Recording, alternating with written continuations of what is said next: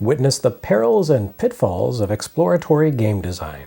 It's Metroidvania Works episode 22. Give me a ping, Vasily. One ping only, please.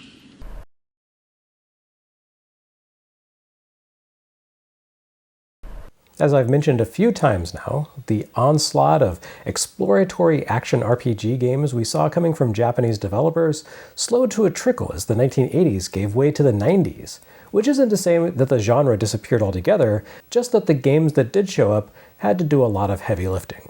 I'm not sure that a Boy and His Blob, or rather, David Crane's A Boy and His Blob, Trouble in Blobalonia, if we're being formal, pulls off that heavy lifting as well as you might hope. It's an interesting game, but also a messy one that suffers from some annoyingly archaic design choices.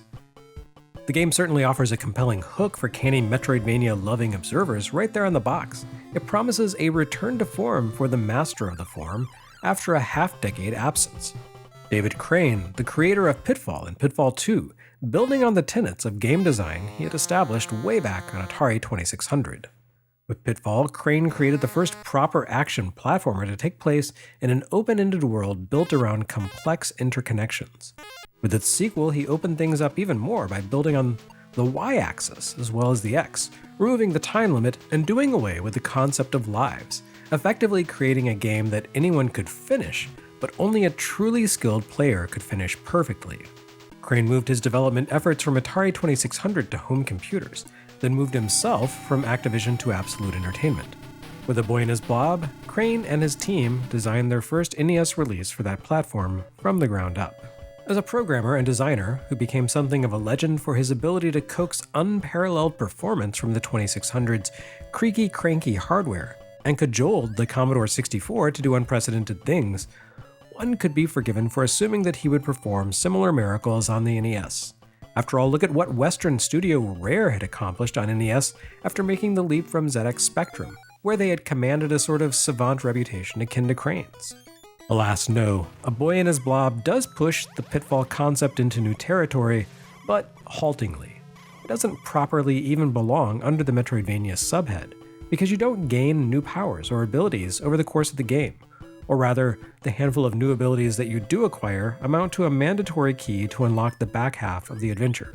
On top of that, it's entirely possible to screw up so badly by overlooking modest details or misusing your limited resources that you lock the game into an unwinnable state. Meanwhile, the process of completing the game amounts to a series of trial and error experiments that would have felt a lot less frustrating if A Boy and His Blob had retained Pitfall II's infinite lives mechanic. But enough vague complaining. A Boy and His Blob does some interesting things with the genre, introducing an element of puzzle solving that would normally be reserved for single-screen PC action games into an open-ended, multi-directional adventure. The overall effect feels akin to playing something like Solomon's Key or Flappy, but rather than each screen consisting of an entire stage, everything belongs instead to a larger interconnected world. Rather than needing to solve multiple puzzles or perform several actions in succession in order to clear a screen, you generally just need to resolve a single situation.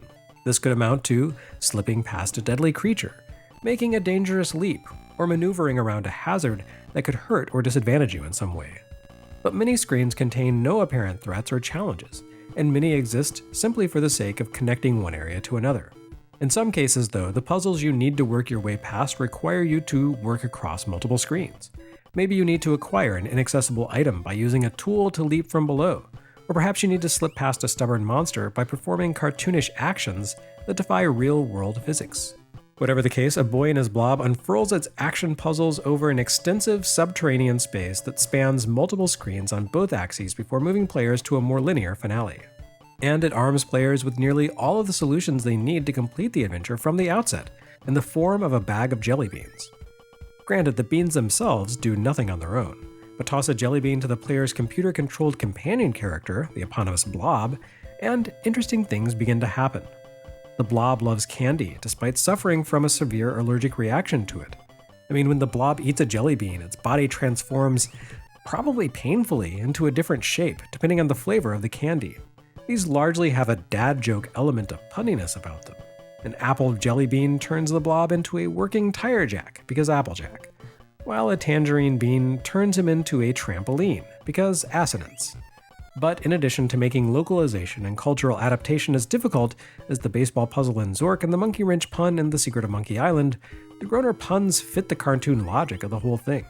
Not only is the blob an indestructible goofball that squashes, deforms, and transforms, it also has Looney Tunes powers.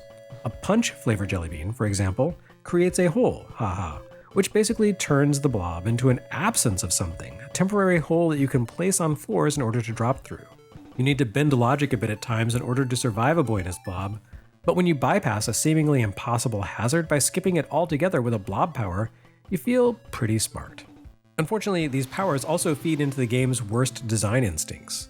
The need for trial and error experimentation means that, unless you use a strategy guide, you will be forced to try things that will unavoidably kill you while you look around for the correct approach.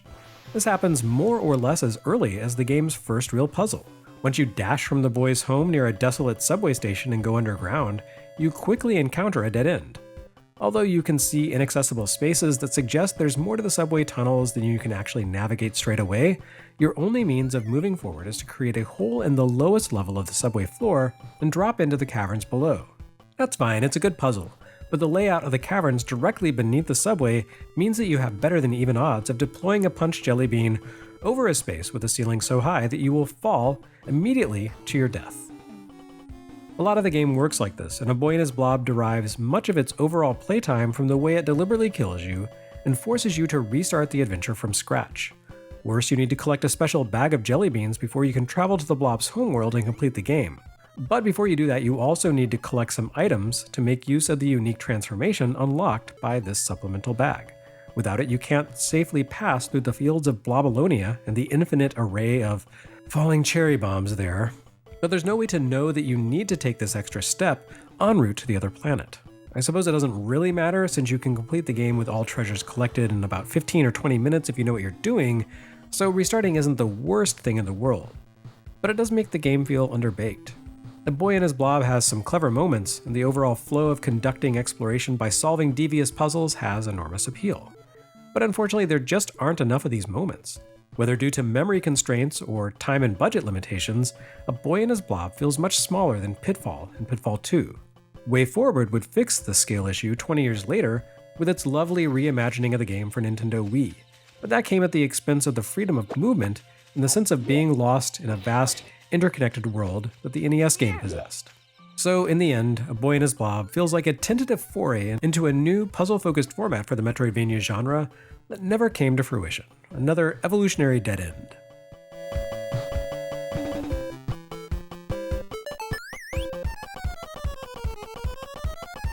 Happily, over on the action RPG side of things this episode, we have a game that pushed the boundaries of design much further than anything that had come before it. SNK's Crystalis truly feels like an RPG that just happens to involve a lot of action, and it set the tone for the genre for years to come. A big part of what makes Crystalis stand out has to do with the source of its inspiration. Where Utopia, Golden Axe Warrior, and even Willow largely took their design cues from The Legend of Zelda, Crystalis instead looks to the work of Nihon Falcom to create a damn good Ys-alike. The irony that SNK cranked out a great evolution of the original Ys Book 1 and 2, while Falcom fumbled around with an attempt to bring the Ys sensibility into a Zelda 2 or Romancia framework, should not be lost on you here. But make no mistake, Crystalis is not a rigid, literal take on Ys or Hydlide, the way that Lagoon, Makai Hakenden Shada, or the Zack series were. Crystalis unquestionably borrows the overall Ys framework, all the way down to its grid-based equipment and inventory system, and it admirably captures the breezy speed of vintage Ys and motion while moving decidedly away from simple bump combat. The game's unnamed protagonist dashes swiftly in 8 directions, swings and stabs his sword, and can even use projectile attacks and magic buffs as well. Swords provide the crux of Crystalis' gameplay, including its core progression and world gating. The hero's level certainly has far less impact on the moment-to-moment gameplay than it does in Ys. Jumping up an experience level provides a modest improvement to your stats and endurance caps, but it doesn't cause you to leap immediately from overwhelmed to overpowered, the way it does for Adol Kristen. Rather, Crystalis adopts a similar idea to Willow, and uses your skill level as a metric for your sword skills. It's a less elegant approach, to be sure, where reaching a new level allowed Willow to wield a blade more capably in terms of his actual speed and action. It's all invisible boundaries and limitations here. The hero of Crystalis simply can't damage certain enemies until his experience level reaches an arbitrary threshold. You also need to be at specific power levels in order to pass a handful of narrative barriers, like the show of force against the apprentice outside the legally distinct forest from Nausicaa. Until you've cleared these mandatory requirements, you simply can't deal damage to certain enemies. Your attacks will simply result in a metallic tink that denotes uselessness. This results in a game loop that involves an awful lot of grinding for experience, the component of the East game loop that Crystalis could easily have passed on. Raw stats alone won't give you the power to defeat many enemies, though. The elemental nature of the swords you wield also factors in. In the course of your adventure, you acquire 4 different swords. These blades aren't categorized in the traditional claymore, rapier, or broadsword sense. Rather, each one has an elemental affinity and delivers approximately equal attack strength to the other. Each elemental force works best against specific monsters and bosses. They also allow you to break down different barriers that divide up the world. The Sword of Wind can shatter rocks, while the Sword of Fire can melt away sheets of ice, and so forth. This all sounds pretty rote by present-day standards, but Crystalis is actually the first time we've really seen elemental affinities function as a core mechanic in an action RPG. The 4 swords ultimately merge into the final weapon you need to defeat the main bad guy. That is, the Omni-Elemental Crystalis sword referred to on the box. Up until that point, though, you need to rely on the specific capabilities of the swords you collect in order to allow you to overcome the various threats you find along the way. Rather than replacing your blades with more powerful weapons, you instead acquire supplemental accessories that enhance each sword through 3 levels of additional force above the default. Not only do these bracelets and bands boost the strength of a specific blade, they also allow you to fire more powerful projectile attacks by holding down the sword button to charge and release your sword's energy. It's a pretty solid system, but it does come with a downside, in that you have to spend a lot of time mucking around in the system menus to swap out weapons. Each time you need to trade a weapon for one of a different element, you have to jump into the menu and select that sword. Worse, because each of the enhancement accessories is specific to a single weapon, you also need to juggle those in order to maintain your sword attack power. It's an elegant system dogged by an inelegant interface, and Squaresoft would more or less lift Crystalis' weapon concept wholesale a few years later for Secret of Mana, while streamlining the upgrade system and introducing a revolutionary overlay-style menu mechanic to reduce the amount of time players lost to fumbling around a separate menu screen. Of course, Secret of Mana ended up suffering from its own grind-oriented mechanics, but that's a story for a different episode. For the moment, Crystalis gives us a preview of the iterative innovation that the action RPG would experience over the course of the exciting 16-bit era that had just begun to take proper focus in Japan during 1990. A game so good that Nintendo would remake it clumsily for Game Boy Color 10 years later. The true testament of quality.